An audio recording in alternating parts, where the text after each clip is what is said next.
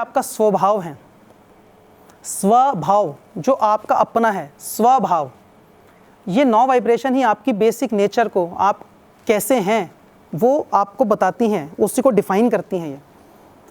लेकिन बहुत सारी numerological predictions, numerological calculations fail हो जाती हैं कई सारे न्यूमरोलॉजिस्ट की। उसका कारण क्या है कि वो इनके साथ साथ, क्योंकि जीवन को एड्रेस कर रहे हैं, वो न्यूमरोलॉजिकल सजेशंस जब देते हैं, रेमेडीज जब देते हैं, तो आप जीवन को एड्रेस कर रहे हैं किसी व्यक्ति के। उसको एड्रेस करते हुए आपने उसके स्वभाव को तो देख लिया, लेकिन आपने ये नहीं देखा उसका सराउंडिंग क्या है, उसके ऊपर कौन कौन से प्रभाव काम कर रहे हैं। प्रभाव, प्रभाव बाहर से आने वाला भाव, स्वभाव भीतर से आने वाला भाव, स्वभाव प्रभाव। तो कौन कौन से प्रभाव उस पे, उसके इन्फ्लुएंस में वो व्यक्ति है और उसका स्वयं का स्वभाव कैसा है। ठीक, लंका में विभीषण भी थे, राक्षस भी थे, तो विभीषण का कुछ स्वभाव था, लेकिन प्रभाव में भी थे, तो उनको एक लाइफस्टाइल था, उनका एक जीवनचर्या थी, जैसा वो जीते थे।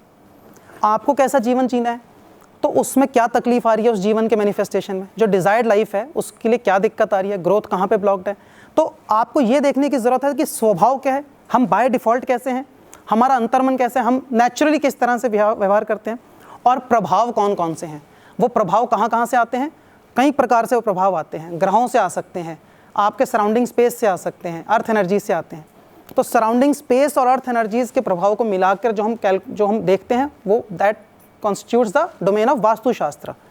वास्तुशास्त्र में वो अध्ययन करते हैं कि प्रभाव क्या क्या आ रहे हैं, किन किन एक्सटर्नल इन्फ्लुएंसेस में व्यक्ति है, और उसकी इन्नेट स्ट्रेंथ्स क्या क्या हैं, बाय बर्थ किन किन योग्यताओं के साथ वो पैदा हुआ है।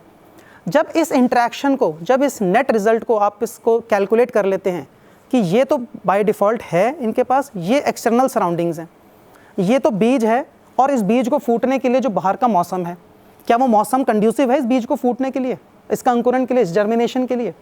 नहीं। तो क्या मौसम को बदला जा सकता है या बीज को बदला जा सकता है? हमें टारगेट क्या है, हमें रिजल्ट क्या चाहिए? बीज तो नहीं बदल सकते, बीज में कुछ मॉडिफिकेशन कर सकते हैं।